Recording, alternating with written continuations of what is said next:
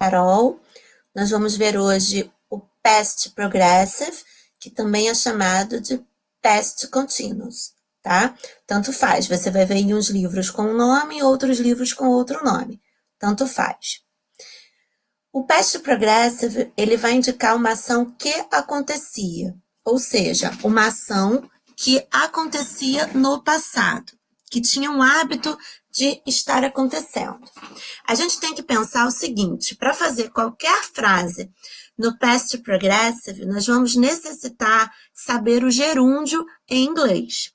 O que é o gerúndio? Gerúndio é esse tempo verbal que em português termina em NDO, falando, correndo, brincando.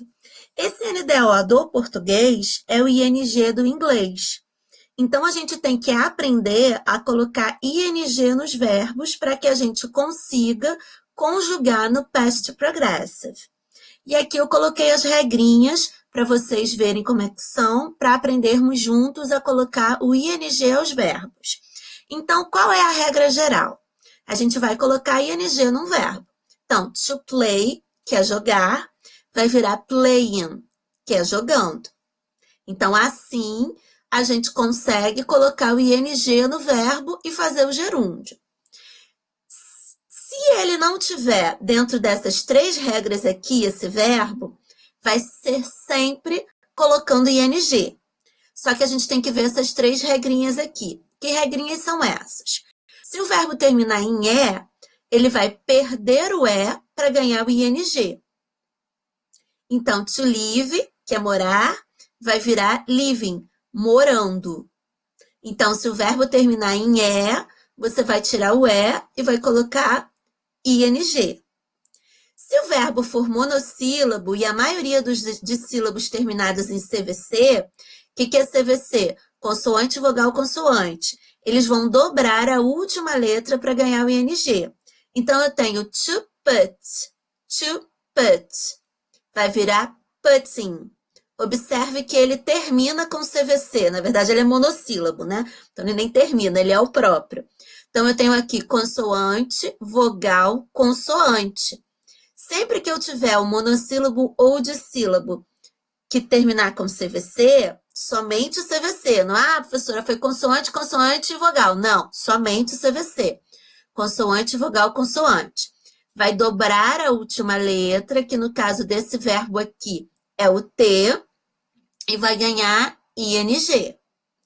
Se o verbo for terminado em IE, ele vai perder o IE e vai ganhar YING. Exemplo, to die. To die, que é morrer, vai virar dying, morrendo. Ou seja, a gente tirou o IE e colocou o YING.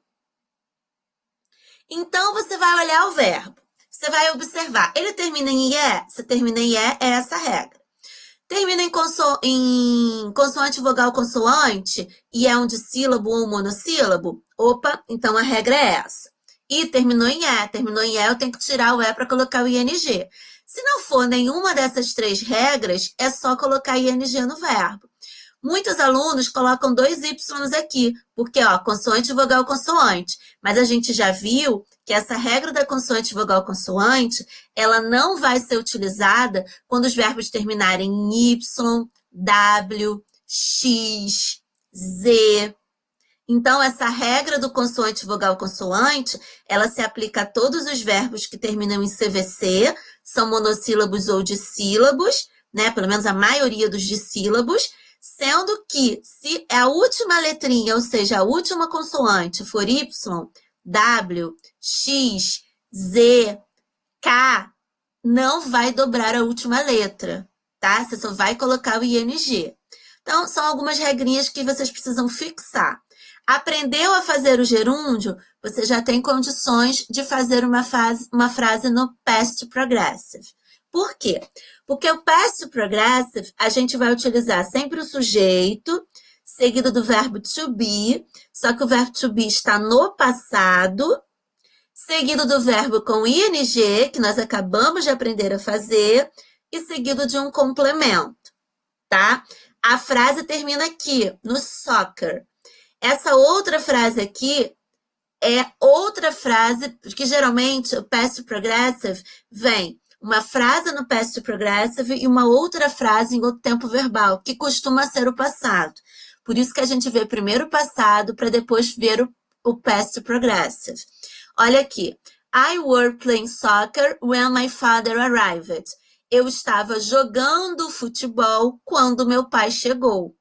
Então, para eu dizer eu estava fazendo alguma coisa, geralmente tem uma outra frase vindo junto, concorda comigo? Por isso que eu coloquei a outra frase aí para vocês entenderem que geralmente o past progressive ele vem acompanhado de uma outra frase, que não é o complemento da primeira, tá? É somente uma outra frase. Então, eu tenho aqui sujeito, verbo to be no passado, verbo com ing, mais complemento. É assim que eu vou fazer o past progressive. Carol, não me lembro do verbo to be no passado. Tá aqui. I was, you were, he, she, it was, we were, you were e they are. Então, eu estava ou eu era e assim por diante, tá? Você vai conjugar o verbo ser ou o verbo estar no passado.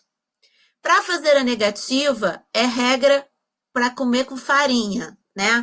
Todo dia no almoço. Aquela regra mais simples que tem. Qual é a regra?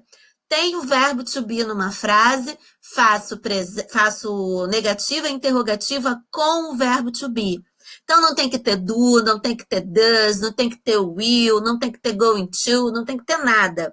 Eu tenho o verbo to be numa frase, faço negativa e interrogativa com ele sempre, em qualquer tempo verbal que eu estiver utilizando, tá?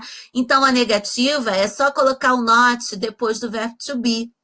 I were not playing soccer. Carol, e se eu quiser abreviar? Se quiser abreviar, vai virar weren't. E é a mesma coisa em relação ao was, né? Que o was é quando for I, quando for he, she ou it, vai ser was. O que você pode fazer? Wasn't. Carol, preciso abreviar? Não precisa. Mas o mais utilizado é o abreviado. Na interrogativa, você vai colocar o verbo to be na frente. Observe que essa regra é a regra que é utilizada no present progressive, é a regra que é utilizada no próprio verbo to be no presente. Sempre quando a gente tiver o verbo to be, a gente vai fazer a mesma coisa. Para negar, a gente vai colocar not após ele. E para interrogar, a gente vai colocar o verbo to be na frente. Então, foi isso, gente. Espero que essa aula ajude vocês a entenderem como a gente vai sempre realizar uma ação no passado, uma ação que acontecia, né? Como a gente vai construir essas frases no past progressive.